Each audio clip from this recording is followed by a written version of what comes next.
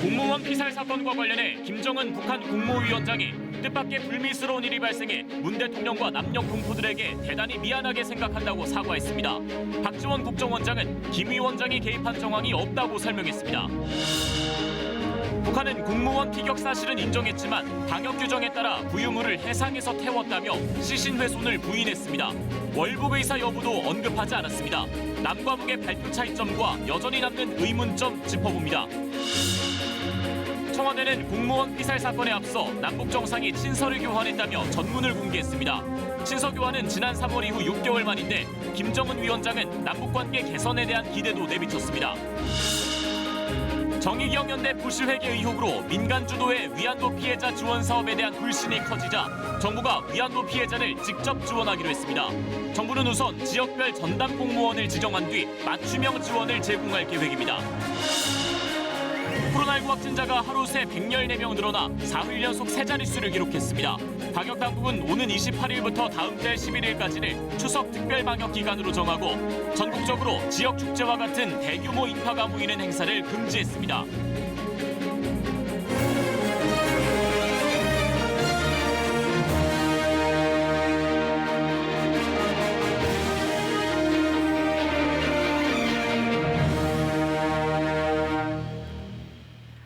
안녕하십니까. 서해상에서 실종된 우리 국민이 북측 해역에서 피격당해 숨지면서 국민들의 충격은 컸고 군과 정부의 대응이 적절했는지 논란도 불거졌죠. 청와대의 강력한 유감 표명 하루 만에 북한이 오늘 통지문을 보내왔습니다. 대단히 미안하게 생각한다. 이례적인 사과가 담겼습니다. 남북관계는 하루 사이 어지럽게 출렁이고 있습니다. 오늘 KBS 9시 뉴스 공무원 피살 사건 속보 자세히 전해드리겠습니다. 먼저 서훈 청와대 국가안보실장이 발표한 북한의 사과 내용부터 들어보시겠습니다.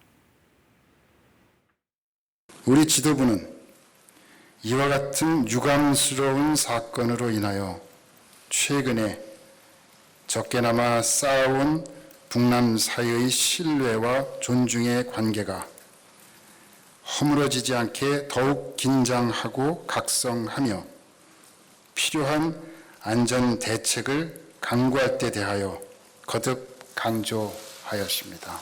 국무위원장 김정은 동지는 가뜩이나 악성 비루스 병마의 위협으로 신고하고 있는 남녘 동포들에게 도움은커녕 우리 측 수역에서 뜻밖의 불미스러운 일이 발생하여 문재인 대통령과 남녘 동포들에게 커다란 실망감을 더해준 데 대해 대단히 미안하게 생각한다는 뜻을 전하라고 하셨습니다. 네, 북한은 이 통지문에서 이번 사건의 전말을 자체 조사했다면서 그 내용을 자세히 공개했습니다. 먼저 북한이 주장하는 공무원 피살 사건 당시 상황, 강푸른 기자가 정리했습니다. 북한은 이번 사건을 정체불명의 인원이 영해 깊이 불법으로 침입했다가 북한군 총격에 사살된 것으로 추정했습니다. 현장은 황해남도 강령군 금동리 연안수역으로 특정했습니다. 사건은 북측 수산사업소 부업선이 정체불명의 남자 1명을 발견하고 군부대에 신고하면서 시작됐다고 전했습니다. 이후 해당 수역 경비를 담당하는 군부대가 출동해 부유물을 탄 남성에게 80m까지 접근했고 신분 확인을 요구합니다. 처음에 답을 냈던 남성은 이후 단속 과정에 협조하지 않았다는 게 북측 주장입니다. 처음에는 한두 번 대한민국 아무개라고 얼버무리고는 계속 답변을 하지 않았다고 합니다. 그러자 군인들이 더 접근해 공포탄 2발을 쐈고 남성이 놀라 엎드리며 도주할 듯한 상황이 만들어졌다는 설명입니다. 이때 남성이 뭔가를 몸에 뒤집어 쓰려는 행동을 한 것 같다는 군인들 진술도 있었다고 덧붙였습니다. 사격은 단속정 정장이 결심했으며 북측은 해상 경계 근무 규정에 따라 총탄 10여 발을 발사했습니다. 당시 거리는 40에서 50m. 아무런 움직임과 소리가 없자 10여 미터까지 접근했는데 부유물 위에는 아무도 없었다는 게 북측 주장입니다. 북한군은 많은 양의 혈흔으로 볼 때 남성이 숨졌다고 판단했으며 북한의 국가 비상 방역 규정에 따라 부유물을 해상에서 소각했다고 전했습니다. KBS 뉴스 강푸른입니다. 그런데 북한이 통지문에서 밝힌 조사 결과는 어제 우리 군이 설명한 내용과 상당한 차이가 있습니다. 특히 숨진 이 씨가 월북 의사를 밝혔는지 또 북한군이 시신을 훼손했는지 이런 부분에서 남북 발표가 어떻게 다른지 조빈나 기자가 짚어봤습니다. 북한은 어업지도 공무원 이 씨에게 10여 발의 총을 쏴 사살한 점은 인정했습니다. 하지만 시신을 불에 태워 훼손하지는 않았다고 주장했습니다. 불에 태운 건 부유물이었고 국가 비상 방역 규정에 따른 것이었다고 했습니다. 우리 국민의 공분을 산 시신 훼손 부분을 부인한 겁니다. 우리 국방부는 북한이 시신을 불태우는 만행을 저질렀다고 발표했습니다. 북한이 북측 해역에서 발견된 우리 국민에 대해 총격을 가하고 시신을 불태우는 만행을 저질렀음을 확인하였습니다. 월북 의도 여부도 엇갈립니다. 북한은 이 씨를 불법 침입한 자라고 표현했습니다.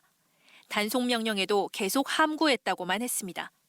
하지만 우리 군은 북한이 표류 경위를 확인하면서 월북 진술을 들은 걸로 보인다고 설명했습니다.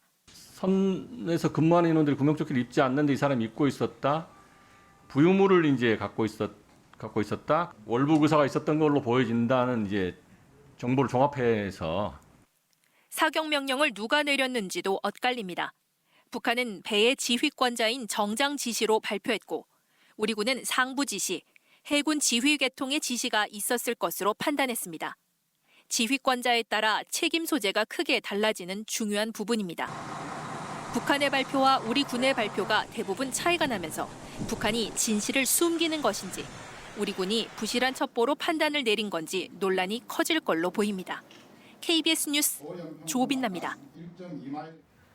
오늘 국회에서는 박지원 국정원장이 정보위원들에게 피살 사건을 설명했는데 김정은 위원장이 개입한 정황이 없다고 했습니다. 또 북한의 시신 공동수색을 제안하겠다는 뜻을 밝혔습니다. 이화진 기자의 보도입니다. 박지원 국정원장은 오늘 국회 정보위 비공개 간담회에서 북한이 피살 공무원의 시신을 발견하지 못했다고 한 만큼 시신 수색을 요구하고 원인 규명을 위한 협력을 구하겠다고 했습니다. 시신이 남쪽으로 표류하고 있을 수도 있다며 정부도 적극적으로 수색하겠다고 밝혔습니다. 진상조사가 필요하고 두 번째는 재발 방지책을 그 진상조사 결과에 기초해서 어떻게 마련하는지 그 부분이 후속 조치로 진행이 돼야 된다. 북한도 오늘 통지문에서 재발 방지 조치를 언급한 만큼 남북 간 협의 가능성이 제기됩니다. 단속 과정에 사소한 실수나 큰 오해를 부를 수 있는 일이 없도록 앞으로는 해상에서의 단속 취급 전 과정을 수록하는 체계를 세우라고 지시하였습니다. 박지원 국정원장은 또 실종 공무원이 피살되기 전에 북한 김정은 위원장이 보고를 받지 않은 것으로 판단한다고 말했습니다. 과거 서해 교전처럼 중간 간부 지시로 움직인 것으로 보인다면서 국정원 첩보상에서도 김 위원장의 개입 정황은 없다고 밝혔습니다. 사전에 김정은 위원장이 보고를 받지 못한 것으로 보인다. 는 이런 그렇게 뭐 판단이나 어떤 근거가 있는 것 같지만 전체적으로서 그런 거 아니냐 하는 그 국정원장의 그 언급은 있었습니다. 박 위원장은 북한이 보내온 사과에 대해서는 의미가 있다고 말했습니다. 표현 수위와 서술 방법 등이 상당히 이례적이고 진솔한 것으로 평가했습니다. KBS 뉴스 이화진입니다. 또 청와대는 문재인 대통령과 김정은 국무위원장이 주고받은 친서를 전격 공개했습니다. 이 코로나19 등 여러 난관을 잘 극복하자는 응원과 함께 남북관계 복원에 대한 기대가 담겼는데요. 문 대통령이 유엔 총회에서 종전선언을 제안한 배경이었던 걸로 보입니다. 홍성희 기자가 보도합니다. 친서를 먼저 보낸 건 문재인 대통령, 지난 8일입니다. 코로나19와 집중호우, 태풍 피해를 언급하며 모두에게 큰 시련의 시기라고 썼습니다. 이어 김 위원장이 재난 현장을 찾아 어려운 이들을 위로하고 앞에서 헤쳐나가고자 하는 모습을 공감으로 대하고 있다고 말했습니다. 특히 쓰러진 벼는 세우면 되지만 사람 목숨은 되돌릴 수 없다며 생명을 강조했습니다. 8천만 동포의 생명과 안위를 지키는 것은 우리가 어떠한 도전과 난관 속에서도 반드시 지켜내야 할 가장 근본일 것입니다. 서로 돕지 못하는 현실이 안타깝다고도 했는데 문 대통령은 그동안 북한에 대해 방역과 보건 협력을 제안해왔습니다. 나흘 뒤 도착한 김정은 위원장의 답장. 아픔을 겪고 있는 남녘과 함께하고 싶은 진심을 전한다고 썼습니다. 막중한 부담을 홀로 이겨낼 문 대통령의 노고라는 표현을 쓰며 위기를 이겨낼 것으로 믿는다고 말했습니다. 남북관계 개선에 대한 기대를 내비쳤습니다. 끔찍한 올해의 이 시간들이 속히 흘러가고 좋은 일들이 차례로 기다릴 그런 날들이 하루빨리 다가오기를 손꼽아 기다리겠습니다. 이로부터 사흘 뒤인 15일 문 대통령이 종전선언이 담긴 유엔 연설을 녹화했는데 친서가 배경 중 하나였던 것으로 분석됩니다. 친서 교환은 지난 3월 이후 6개월 만입니다. 개성 연락사무소 폭파 등 경색된 남북관계에도 정상 간 대화는 이어졌습니다. 그러나 청와대는 현재 상황에서는 남북관계에 대한 기대를 언급할 때가 아니라고 밝혔습니다. KBS 뉴스 홍성입니다. 네, 그럼 여기서 청와대 연결합니다. 친서와 통지문 관련해서 좀 더 짚어보겠습니다. 정상화 기자, 이렇게 친서를 공개한 이유 뭘까요? 청와대 관계자 설명은 유엔 총회에서 제안한 종전선언은 문 대통령의 평화에 대한 메시지였다, 이렇게 강조를 했고요. 또 친서가 배경이었던 것을 부인하지 않았습니다. 그런데 공무원 피살 사건으로 논란, 의혹이 생기니까 친서 공개로 이를 해소하고자 한 것으로 보입니다. 네, 그러면 북한의 이 사과 통지문에 대해서 청와대는 어떤 입장입니까? 네, 통지문을 보내온 통일전선부는 우리로 치면 국정원에 해당하는데요. 오늘 오전에 통지문을 보내왔습니다. 청와대는 우리 정부가 진상을 밝히라고 강력 요구한 데 대한 북한의 응답이다, 이렇게 평가를 했고요. 또 특히 이 김정은 위원장의 직접 사과와 재발 방지 답변을 의미 있게 보고 있습니다. 네, 그러면 북한의 생각 어떻게 이해해야 할까요? 남북 관계를 더 악화시키지 않겠다는 이 김정은 위원장의 조처로 보입니다. 어제 이 북한에 대한 우리 정부의 책임자 처벌 요구가 있지 않았습니까? 이 서훈 안보실장은 앞으로 정부의 추가 대책과 조치 여부는 계속 검토하겠다고 말했습니다. 다만 이번 사안이 워낙 중대하고 국민 관심이 크기 때문에 빠르고 가감없이 알려드리고 있다, 이렇게 밝혔습니다. 네, 오늘 국군의 날 기념식에서 대통령이 북한에 대한 언급을 안 했어요. 이 북한의 사과와 관련이 있을까요? 네, 그런 맥락으로 읽힙니다. 오늘 이 북한 측 통지문이 전달된 후에 문 대통령이 기념식에 참석했거든요. 게다가 남북 두 정상이 이달에 친서까지 주고받은 상황이죠. 대신 문 대통령은 예년과 비슷한 강한 안보 대비 태세를 강조했습니다. 국민의 생명과 안전을 위협하는 그 어떤 행위에 대해서도 단호히 대응할 것임을 국민들께 약속드립니다. 오늘 문 대통령이 피살 사건이나 북한 언급을 안 한 것은 남북 대화 기조를 이어가야 한다, 이런 의지가 담겼다고 보는 게 합리적일 것 같습니다. 지금까지 청와대에서 전해드렸습니다.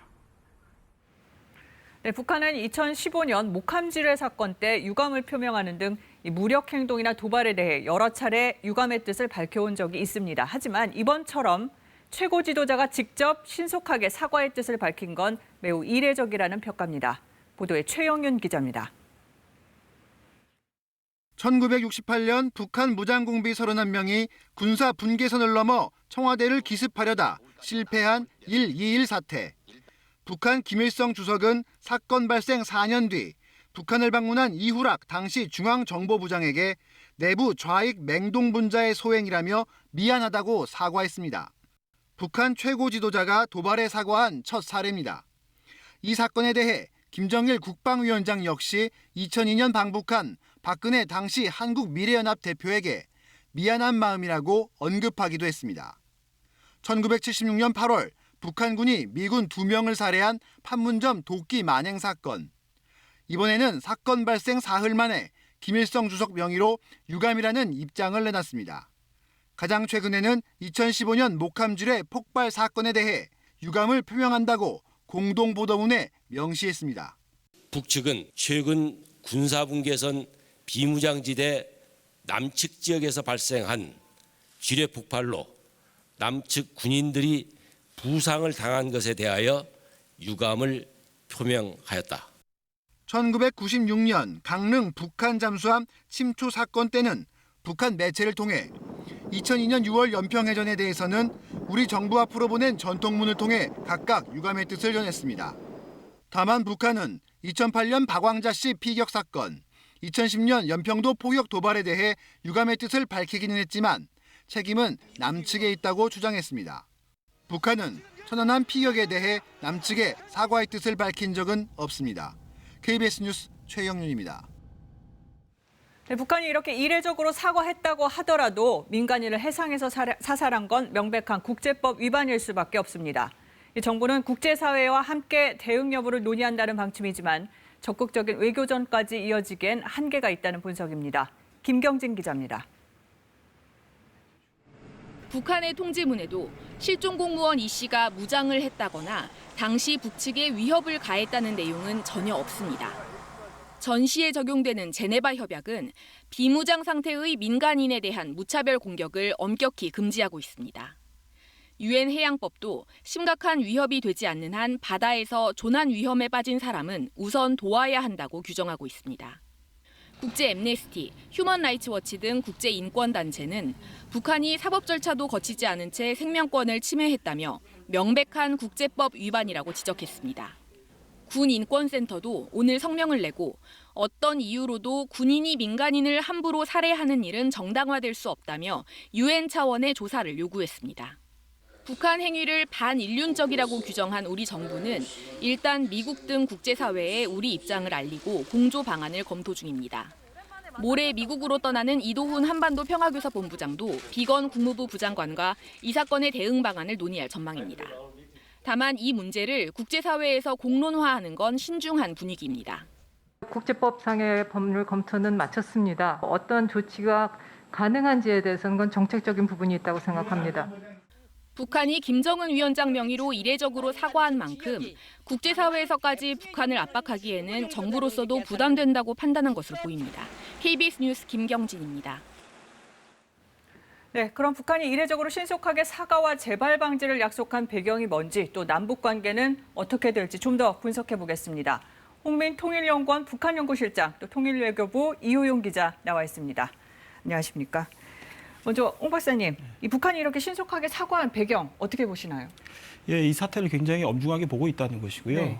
사태를 더 이상 확산시키지 않겠다, 조기에 수습하겠다라는 의지가 굉장히 크게 묻어나는 부분입니다. 어떻든 그 미국 대선 이후에 정세를 사후적으로 관리해야 되는 부분도 있고 네. 또 한편에서는 내부적으로 굉장히 어려운 국면에 있습니다. 코로나19와 수해 등등의 여러 어려움이 좀 겹쳐 있는 상황이라서 남북 관계와 정세를 신중하게 좀 관리해야 되는 국면인데 어떻든 이런 사태로 인해서 뭔가 리스크를 계속 높여간다는 것이 심적으로 굉장히 부담이 됐을 것이다, 정치적으로. 네. 그래서 조기에 김정은 위원장이 빠르게 사태를 수습하는 쪽으로 방향을 잡은 것을 보입니다. 그럼 이제 사건으로 좀 되돌아가 보죠. 누가 지시한 일이냐, 최소한 해군 사령관 또 그 윗선 아니냐 이런 얘기가 있었는데 어떻게 보십니까? 예, 오늘 이제 북한의 통지문 발표로는 이제 경비정의 정장 차원에서 자신의 어떤 준칙에 따라 가지고 행동한 것으로 일단 지도부의 의도성을 일단 배제는 했습니다. 그러나 어떻든 보통 이제 해군 현장 단위의 결정, 특히 이제 사살을 한다라는 결정은 네. 기본적으로 해군 지휘부와 또 그곳의 상부에 있는 총참모부와 연결이 될 수밖에 없습니다. 네. 근데 과연 이제 이런 연결이 없이 그냥 독단적으로 그 현장에서 이루어졌느냐의 여부는 향후에 좀 더 북한의 추가 설명이 좀 필요한 부분이 있죠. 네. 다만 북한의 오늘 통지문을 좀 더 이해할 수 있는 좀 상황은 있습니다. 뭐냐면 7월 19일이었죠. 개성으로 이제 월북하는 사건이 있었는데 네, 그렇죠. 이 이후에 북한이 경계태세의 어떤 허술함 때문에 굉장히 강한 문책이 좀 있었던 것으로 보입니다. 그리고 이후에 이제 북중 접경 지역으로 미루 월북하는 사람들이 계속 처벌됐고 네. 그렇기 때문에 이런 국면에서 전체적으로 엄중하게 단속한다는 폭언까지 내린 상황이었습니다. 그렇기 때문에 아마 현장에 있는 군인으로서는 아마 굉장히 공포감, 처벌과 문체의 공포감들이 상당히 있었을 것으로 보이고 그래서 아마 현장에서는 굉장히 혼돈스럽게 이것을 결정해서 사살까지 했을 수도 있다. 이런 여지는 좀 생각을 해야 될 것 같습니다. 네. 그럼 이 기자, 북한이 과거에 유감 표명한 사례들 앞에서 좀 짚어봤습니다만 이번 사과가 특히 이례적이다. 왜 그렇게 봐야 합니까? 어제 우리가 요구했던 것, 북한에 요구했던 것이 경위, 그다음에 사과, 책임 소재, 재발 방지 이런 것들이었는데 오늘 통지문에 보면 그런 내용과 형식을 대체로 갖춘 문서로서 이 통지문을 보내왔다는 점이죠. 또 과거에도 최고 지도자가 유감을 표명한 적은 있었지만 이렇게 통지문에 사과의 뜻을 명시한 것은 처음입니다. 또 이 표현을 보면요, 그냥 유감이다 이런 정도가 아니라 뭐 일어나지 말아야 할 일이 발생했다, 또 더 긴장하고 각성하겠다, 대단히 미안하게 생각한다 등 굉장히 좀 구체적인 내용을 담고 있는 것도 이례적이고요. 또 오늘 이인영 통일부 장관도 이 신속하게 미안하다는 표현을 2번씩이나 사용하면서 입장을 발표한 적은 없었던 것으로 안다, 뭐 이렇게 말했습니다. 네. 그런데 남북 간 통신 연락선이 다 끊겼다고 했었는데 이렇게 통지문이 온 건 뭔가 이렇게 소통의 끈이 남아 있다는 얘기인가요? 그렇죠. 원래 이 남북 간에는 이 동서의 군통신선 그리고 판문점 연락 채널, 남북 공동 연락사무소의 채널 뭐 이런 이제 통신 연락선들이 있었는데 지난 6월 9일이었죠. 북한이 이 모든 것을 차단한 이후에 먹통이 됐습니다. 그래서 실제 어제 통일부는 이 사건과 관련해서 북측과 연락할 수 있는 수단이 없다 이렇게 밝혔었고요. 또 군도 23일에 북측의 사실관계 확인을 요청하는 이 통지문을 보낼 때 유엔사의 군사정전위를 통해서 보내야 했었습니다. 그런데 이렇게 친서가 오고 가고 또 이렇게 통지문이 온 것은 모종의 연락선이 살아있다. 또 어떤 것이냐면 이제 국정원과 통전부 간의 한 라인일 것이다. 이런 추정이 지금 지배적입니다. 네. 그런데 홍 박사님, 남북의 발표 내용이 좀 차이가 있습니다. 그렇다 보니까 한쪽이 뭔가를 숨기거나 제대로 밝히지 않은 거 아니냐 이런 의문이 들 수밖에 없는데요. 예, 뭐 그 차이에 대해서 너무 섣불리 판단하는 것은 좀 적절하지 않다고 보는데요. 오늘 이제 그 서훈 실장의 그 발표 때도 얘기를 했지만 그 차이에 대해서는 추후적으로 더 필요하다면 이제 조사를 하겠다라고 얘기를 했습니다.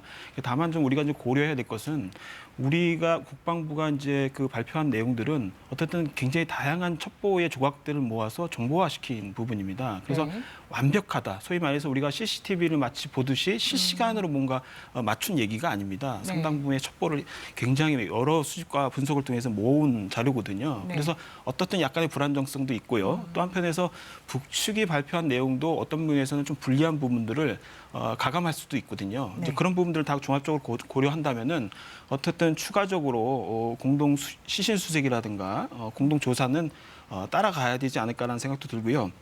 또 한편에서는 군 관계자도 물론이거니와 우리 정부 차원에서 사후적으로 이 부분에 대해서는 어떻든 북한과 접촉을 해서 대화를 해서 추가적인 설명이 필요한 부분들은 어쨌든 국민의 요구이니까 부분들은 명명백백히 좀 밝힐 필요는 있다 생각이 듭니다. 추가 조사 필요한 부분.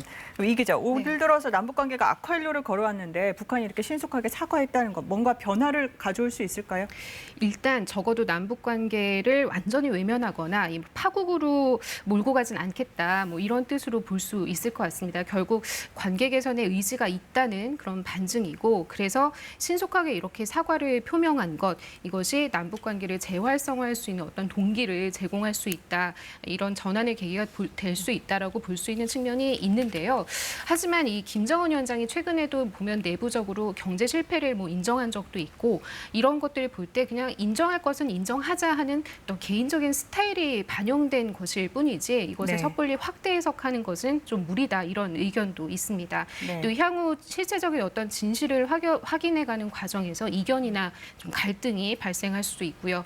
무엇보다도 이것이 인명살상이 된 그런 사건이기 때문에 뭐 이런 통지문만으로 국민의 반감이 좀 쉽게 사그라들 것이라고 보기는 어려운 점에서도 좀 그 섣부른 기대는 어려울 것 같습니다. 네, 그럼 간단히 마지막으로 홍 박사님, 남북 관계가 이렇게 물밑에서 그래도 조금 유지가 되고 있다는 점, 또 미대선을 앞두고 남북이 어떤 협상의 진전을 보일 수 있다, 뭐 이렇게 보십니까? 최근에 어떤 친서 교환하고 뭐 폼페이오 미 국무장관의 방한까지 여러 스케줄을 보면은 그런 기대를 가질만 하긴 한데 네. 또 한편에서는 대선을 앞두고 무리하게 어떤 협상을 하는 모습을 보이는 것이 정치적으로 긍정적이지는 않을 수도 있거든요. 그리고 북한 역시도 대선 이후에 상황이 어떻게 전개되느냐의 윤곽을 보고서 어떤 전략을 짜고 싶지 사전에 이렇게 불확실한 상황에서 뭔가 협상 분위기를 조성하는 것을 사실상 별로 원치 않을 가능성도 있습니다. 그래서 전반적으로 아마 대선 이후에 뭔가 윤곽을 보면서 남북미가 움직일 가능성이 높다 이렇게 판단됩니다. 네. 홍민 박사님, 이유영 기자 잘 들었습니다. 이번엔 연평도 현지 상황 알아보겠습니다. 연평도에선 피살된 공무원이 탔던 어업 지도선에 대한 수사가 진행 중인데요. 취재 기자 연결합니다. 이호준 기자, 지금 연평도 항구에 나가 있는데 서 있는 곳에서 무궁화 10호가 보입니까? 네, 지금 날이 어두워져서 육안으로는 배를 쉽게 볼 수 없습니다. 하지만 지금 바다에 조명 몇 개 떠 있는 거 보실 수 있습니다. 저기가 숨진 이 씨가 탔었던 어업지도선 무궁화 10호입니다. 원래는 16명이 타고 있었는데 이 씨가 숨지면서 현재 15명이 탑승해 있습니다. 오늘 오후부터 해경의 과학수사요원들이 추가로 탑승해서 현재 활발하게 수사가 이뤄지고 있습니다. 해경 수사가 예상보다 길어지는 것 같은데 어떤 것들을 들여다보고 있나요? 네, 우선 집중적으로 보고 있는 게 배에 설치되는 GPS 플로터라는 장치입니다. 이것은 항법 장치인데요. 이 배의 해상 이동 경로를 기록하고 있는 장치인데 이 장치에서 자료를 정확하게 분석을 해야 이 배의 이동 경로를 정확하게 파악할 수 있습니다. 이 배의 이동 경로를 정확하게 파악해야 이 씨의 실종 전후 배의 움직임도 파악할 수 있습니다. 또 선원들이 이용한 컴퓨터, 사건 이틀 전 고장난 선체 내부 CCTV 2대에 대한 포렌식 작업도 진행 중입니다. 지문 감식 작업도 이뤄지고 있습니다. 이 씨의 이동 거리가 38km로 알려져 있지만 이 거리는 실종 신고 당시 배가 있었던 곳에서 총격 장소까지의 거리입니다. 이 씨가 배에서 이탈한 정확한 시각이 확인돼야 이동 거리도 정확하게 파악할 수 있습니다. 시신 수색 작업은 밤이 되면서 멈췄습니다. 이곳이 북방 한계선 NLL 지역이라 조명탄을 켜고 수색 작업을 할 수 없기 때문입니다. 무궁화 10호 근무 체계 허점도 발견됐다면서요. 네, 그렇습니다. 숨진 이 씨가 마지막으로 목격된 시각은 21일 새벽 1시 35분입니다. 나머지 선원들이 이 씨가 실종됐다 또는 사라졌다라고 파악된 시각은 같은 날 11시 반입니다. 15명의 선원들이 한 명이 10시간 동안 사라진 것을 제때 파악하지 못한 건데요. 이 씨는 당시 2인 1조 근무 중이었습니다. 어업지도선 복무규칙에는 어디까지 같이 있어야 하는지 세부 규정이 없습니다.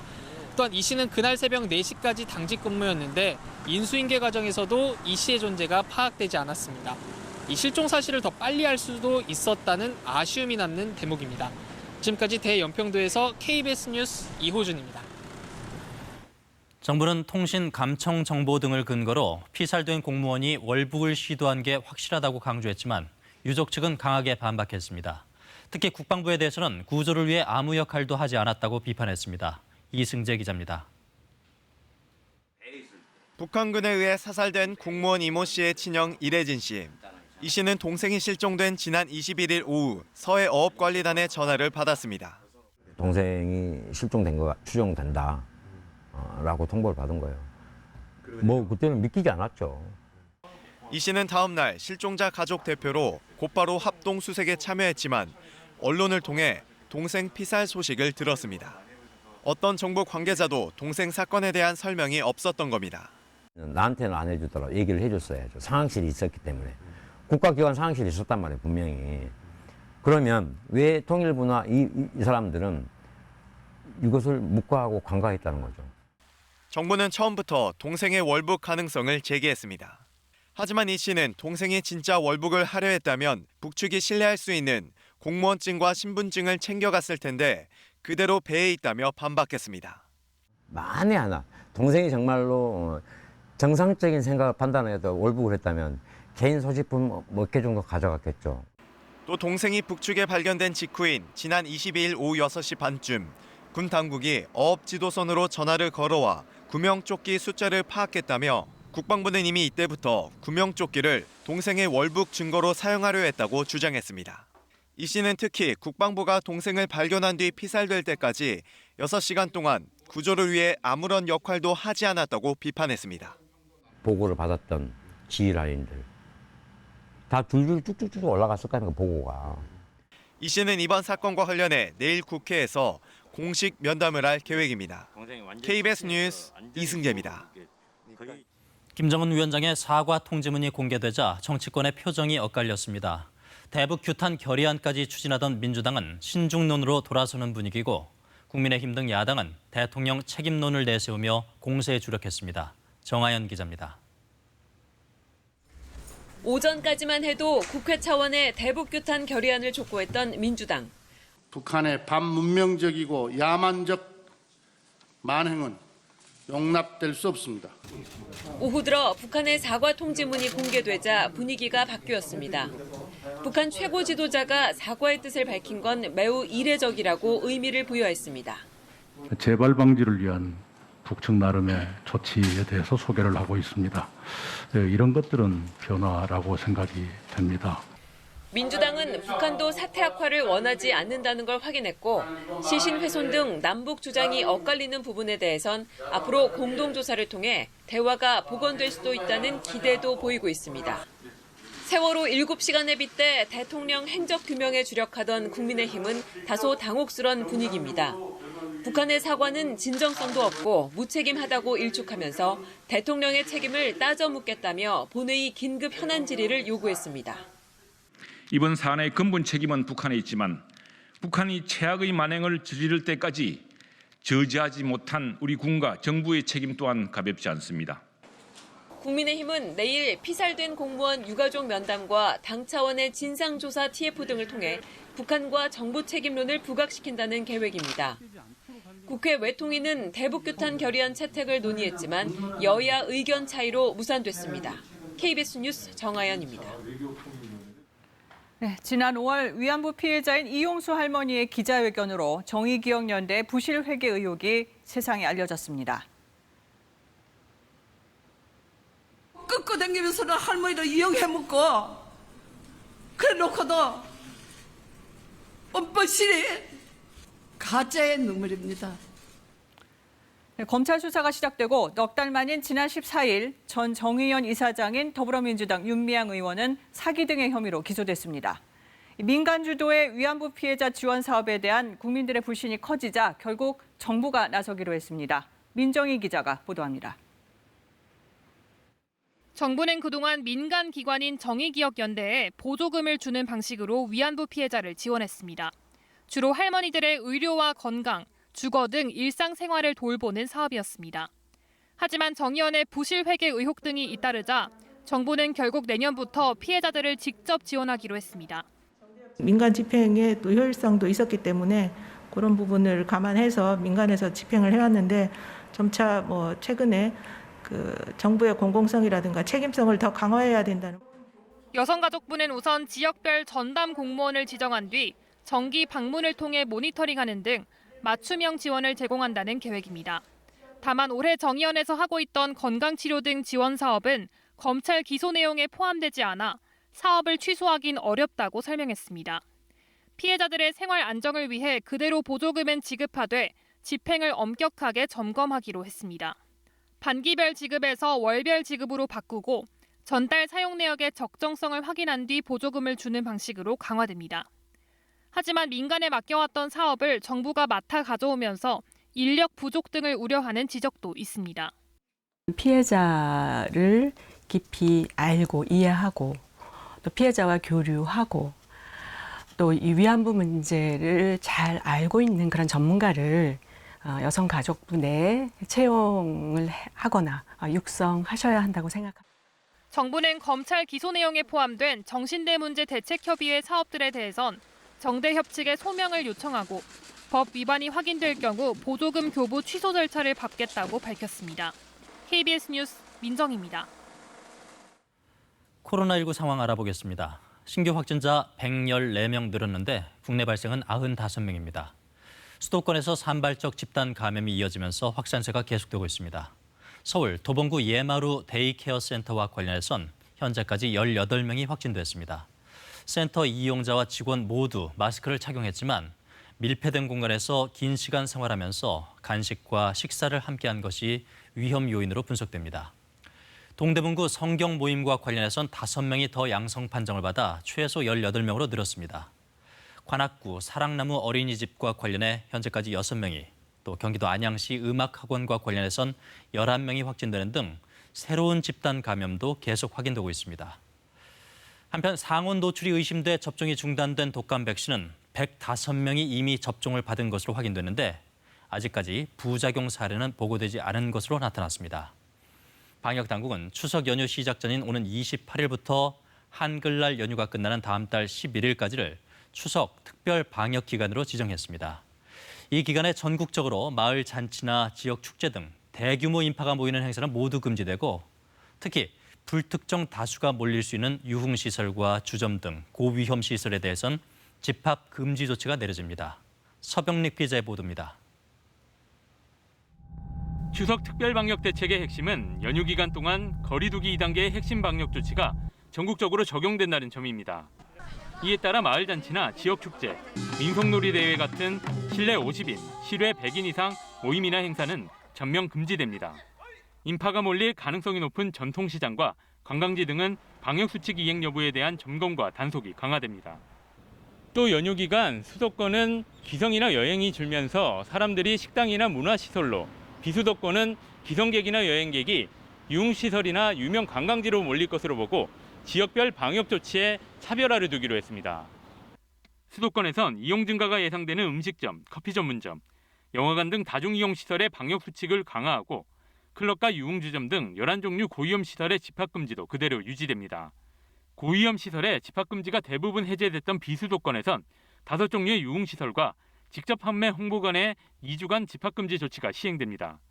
소중한 우리의 일상을 찾고 생활방역 1단계 거리두기 체계로 갈 수 있을지 아니면 다시금 코로나19의 재유행을 겪게 될 것인지 중요한 갈림길에 서 있습니다.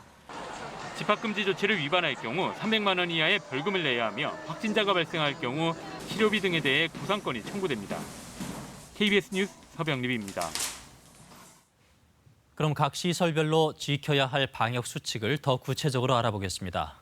먼저 KTX와 고속도로 통행 등 교통 관련 수칙에 이어서 음식점과 영화관 등 다중이용시설에 대한 지침을 김민혁 기자가 보도합니다. 연휴 기간 고향 방문을 위해 가장 많이 이용하는 KTX. 올해 추석은 지난해와 조금 다르게 운영됩니다. 보시는 것처럼 창가 좌석에만 앉을 수 있는데 코로나19 감염을 막기 위해 전체 좌석 인원의 50% 이내로 제한되고 마스크도 반드시 착용해야 합니다. KTX가 그렇게 사람 간의 거리가 넓은 편이 아니라 가지고 솔직히 가는 동안 불편할 수 있는데 뛰어 앉아야 된다고 생각을 해요. 자차를 이용하는 경우 고속도로 통행료 올해는 내야 합니다. 연휴 기간 요양시설과 요양병원의 면회는 계속 금지되지만 명절 특수성을 고려해 영상 면회를 요청하면 할 수 있습니다. 사람들이 한꺼번에 많이 모일 수 있는 경기장 관람은 계속 금지됩니다. 프로야구나 축구, 씨름 경기 같은 모든 스포츠 행사가 무관중으로 진행됩니다. 고위험시설에서 해제된 전국 PC방은 좌석을 한 칸씩 띄워서 앉아야 하고 미성년자 출입은 여전히 안 됩니다. 다만 음료수와 물은 물론 음식 섭취도 가능해집니다. 중단됐던 실내 국공립시설도 이용 인원을 평상시의 절반으로 제한하는 선에서 다시 문을 엽니다. 민속놀이 체험 행사 등은 볼 수 없습니다. 수도권과 비수도권은 차별화된 방역 조치가 적용됩니다. 먼저 수도권에서는 교회에서의 소모임과 식사가 계속 금지되고 비대면 예배가 원칙입니다. 음식점과 카페에서는 테이블 간 1m 거리를 둬야 하고 어려울 경우엔 좌석 한 칸을 띄어 앉거나 테이블 간 띄어 앉기, 테이블 간 가림막 설치 중 하나는 반드시 해야 합니다. 영화관과 공연장도 좌석을 한 칸 띄어 앉아야 하고 놀이공원과 워터파크는 사전 예약을 통해 인원을 절반으로 제한해 운영해야 합니다. 비수도권의 경우 노래 연습장과 뷔페, 300인 이상 대형 학원, 실내 스탠딩 공연장과 실내 집단운동 등 고위험 시설은 영업은 가능하지만 핵심 방역 수칙을 반드시 지켜야 합니다. KBS 뉴스 김민혁입니다. 네, 전남 보성군의 한 마을 입구입니다. 이 추석을 코앞에 두고 코로나19 번질까 이렇게 고향 방문을 자제하자는 내용의 현수막들이 곳곳에 눈에 띕니다. 이런 분위기 때문인지 올해는 고향에 가지 않겠다고 한 사람들 늘고 있는데 대신에 긴 연휴 동안 여행 계획하는 사람들이 많아졌습니다. 이 추석 연휴 호텔 평균 예약률은 강원도가 90%가 넘었고 제주도도 56% 이상인 걸로 파악됐습니다. 이 주요 관광지로 꼽히는 지역들은 그야말로 방역 초비상입니다. 먼저 추석 연휴 30만 명의 관광객이 몰릴 걸로 예상되는 제주도 상황 신익환 기자가 취재했습니다. 제주의 관광 명소 성산 일출봉. 평일인데도 많은 관광객이 찾았습니다. 코로나19 방역 지침을 의식해서인지 관광객 대부분 마스크를 착용했습니다. 그래도 안내 방송은 수시로 나옵니다. 마스크 착용 및 예방 수칙을 준수해 주시기 바랍니다. 제주 방역 당국이 현장 점검과 단속을 강화하고 있지만 주민들은 걱정이 큽니다. 아무래도 사람이 많이 다녀가면 병 많이 걸릴 수가 없지. 사람이 이렇게 말도 하고 접촉도 하고. 호텔에선 로비에 열화상 카메라를 설치하고 방문객의 체온을 일일이 잽니다. 발열 체크라던가 그리고 자체적으로 연무 방역을 하면서 코로나19에 대해서 만전을 기하고 있습니다. 추석 연휴 기간 제주도를 찾을 방문객은 30만 명. 현재 항공편과 골프장의 예약률은 70%, 호텔은 60% 선으로 지난 5월 연휴 때보다 높습니다. 제주도가 바짝 긴장하는 이유입니다. 이곳은 제주공항입니다. 추석 연휴 기간 37.5도가 넘는 입도객은 의무적으로 코로나19 진단검사를 받고 격리 조치됩니다. 제주도는 방역 지침을 지키지 않아 지역 감염의 고리가 될 경우 강력히 대응하겠다고 경고합니다. 의무화 조치를 위반할 경우에는 감염병의 예방 및 관리에 관한 법률에 따라 벌금 및 추후 확진자 발생 시 위반으로 발생한 검사, 조사, 치료 등 소요된 방역 비용에 대해서는 구상권을 청구할 예정입니다. 일부 제주도민들은 보다 강력한 대책을 제안했습니다. 최근 청와대 국민청원 게시판에는 제주에 오는 하루 관광객 수를 제한하자는 총량제 제안과 추석 연휴 때 제주도 여행을 금지시켜달라는 민원이 올라왔습니다. KBS 뉴스 신익환입니다. 네, 산과 계곡, 바다 이렇게 크고 작은 관광지가 모여있는 강원도도 상황은 비슷합니다. 리조트와 캠핑장 등은 벌써 빈자리 찾기 힘들다고 합니다. 계속해서 엄계숙 기자입니다. 산속 깊숙한 골짜기에 호젓하게 자리 잡은 민간 자연 휴양림입니다. 일반 캠핑장부터 오토 캠핑장, 통나무집까지 방역 지침대로 생활 속 거리를 충분히 두면서 자연 속에 머물기 좋아 찾는 사람이 많습니다. 추석 연휴 닷새 동안 마지막 날 하루를 빼곤 이미 예약이 꽉 찼습니다. 가족분들끼리 오시면은 다른 가족이랑 자연에서는 섞일 일은 없으니까 많이 쉬시러 많이 오시는 것 같아요. 강원도 내 유명 캠핑장은 자리가 동났습니다. 여유가 있는 캠핑장도 빈자리가 하루나 이틀치만 남았습니다. 캠핑장 입장에선 반가운 일이지만 지역 주민들은 걱정입니다. 지난 7월 홍천의 한 캠핑장에서 여러 가족이 모여 캠핑을 하다가 코로나가 퍼진 적이 있기 때문입니다. 그래서 일부 캠핑장은 평소의 60% 아래로 예약을 줄이고 단체 손님은 아예 안 받기도 합니다. 가족 단위로 한 팀씩만 받는 이유가 아무래도 거리 두기도 해야 되고 몰려서 식사들을 하시는 문제가 가장 큰 문제이기 때문에. 동해안도 이제 빈방을 구하기 힘들어졌습니다. 인기 리조트와 호텔은 추석 연휴 예약률이 100%까지 올랐습니다. 청정 지역 대관령의 대형 숙박업소들도 90%가량 객실이 찼습니다. 내륙 관광지 리조트들도 예약률이 70% 선을 넘나들고 있습니다. 그만큼 강원도 방역 당국의 긴장감도 커졌습니다. 강원도는 추석 연휴 기간 특별 방역 요원 450명을 투입해 점검과 단속을 강화합니다. 7,567개소를 점검을 완료를 했고요. 추석 연휴 기간 때도 주간에는 이제 휴게 음식점 중심으로, 야간에는 유흥주점, 단란주점 중심으로. 강원도는 특히 사람이 많이 오가고 마주치는 역과 터미널, 휴게소를 집중 관리할 예정입니다. KBS 뉴스 엄기숙입니다. 오늘은 전 세계 청소년들이 정한 기후행동의 날입니다. 코로나 때문에 집회는 열지 못했지만 정부와 정치권이 미래 세대를 위해 보다 적극적으로 기후 위기에 대응할 것을 촉구했습니다. 먼저 김민정 기자의 보도입니다. 늘 평온한 모습 그대로일 것 같은 국회의사당. 하지만 청소년들의 눈에는 기후위기 속 폭우로 물에 잠긴 국회의 모습이 보입니다. 전 세계 청소년들이 일제히 기후위기 대응을 촉구하는 기후행동의 날을 맞아 우리나라에서도 100여 명의 청소년들이 학교에 가는 대신 온라인 시위에 참여했습니다. 코로나19 여파로 대규모 시위는 불가능해졌지만 미래 세대에게 기후위기는 현실이고 생존의 문제라며 힘을 보탰습니다. 저는 이제 암울한 미래를 그리면서 살 수밖에 없는 거예요. 기후위기에 더 절박함을 느끼게 되는 것 같아요. 올여름 역사상 가장 긴 장마라는 경고를 마주하기 전부터 청소년과 시민들은 헌법재판소를 향해 미래 세대의 생존권 보호를 촉구했고 기업과 정부, 국회를 향해서도 때로는 침묵으로, 때로는 행동으로 움직이자고 호소했습니다. 인류의 멸종이란 얘기는 과장이 아닙니다. 2010년부터 2017년까지 우리나라 온실가스 배출량은 단 한 번도 감축 목표치를 달성하지 못했습니다. 국회는 비상결의안을, 정부는 2030년까지 배출 전망치 대비 37%를 감축하겠다는 목표를 내놨지만 쉽지 않아 보입니다. 구체적인 행동이 필요하다. 지금의 1.5도 목표 그리고 배출 제로를 명시한 법제화를 빨리 해야 될 거라고 보고요. 스웨덴 스톡홀름에서도 청소년 환경활동가 그레타 툰베리가 앞장서 결석 시위를 벌이는 등 지구촌 곳곳에서 기후위기 대응책을 마련하라는 호소가 이어졌습니다. The climate crisis has never once been treated as a crisis, and unless we treat it as a crisis, we won't be able to so-called solve it. KBS 뉴스 김민정입니다. 역대 가장 긴 장마에 연이은 태풍을 겪으면서 기후 위기에 대한 생각 한 번쯤은 하셨을 텐데요. 이상 기후는 당장 명절을 앞둔 밥상 물가에도 영향을 미치고 있습니다.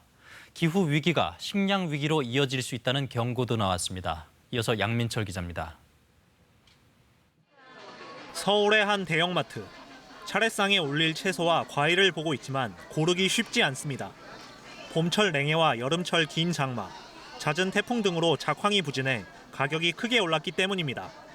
배추와 무, 사과 등은 작년보다 가격이 2배 이상 뛰었습니다. 물가가 작년에 비해서 한 배로 올랐다고, 호박 같은 경우도 1,500원인데 지금 3,000원 넘게 하더라고. 산지의 농민들은 기후변화를 더 크게 느끼고 있습니다. 추석을 앞두고 배추 수확이 막바지에 접어들었지만 일부는 품질이 좋지 않아 출하할 엄두도 내지 못하는 실정입니다. 수확이 한창이어야 할 배추밭이지만 올여름 긴 장마로 배추뿌리가 썩고 잎이 시들어 배추는 거의 고사 직전입니다. 이런 식으로 마을 전체적으로 올해 수확량은 예년에 비해 30%가량 줄었습니다. 가뭄이 심하죠, 봄에. 그리고 여름에 집중호우, 또 긴 장마, 하여튼 이런 악천후 때문에 배추나 이런 작물에 많은 영향을 끼친다고 봅니다. 이 추세로는 21세기 말엔 국내 고추 생산량이 90%가량 줄어들고 사과 재배지는 아예 사라지며 쌀과 옥수수, 감자 등 주요 작물 생산량도 최대 30%가량 감소할 것이라는 연구 결과도 나왔습니다. 기후 변동성의 확대가 솔직히 가장 두려워하는 거거든요. 이 농업하시는 분들은 이 숫자가 실제로는 실제 피해로 다가오기 때문에 또 그리고 그런 피해가 소비자한테도 연결이 되는 거죠. 전문가들은 기후 위기가 식량 위기로 이어지는 걸 막기 위해선 탄소 배출을 줄여나가는 동시에 기상재해에 대응할 수 있는 품종 개발에도 힘써야 한다고 지적합니다. KBS 뉴스 양민철입니다.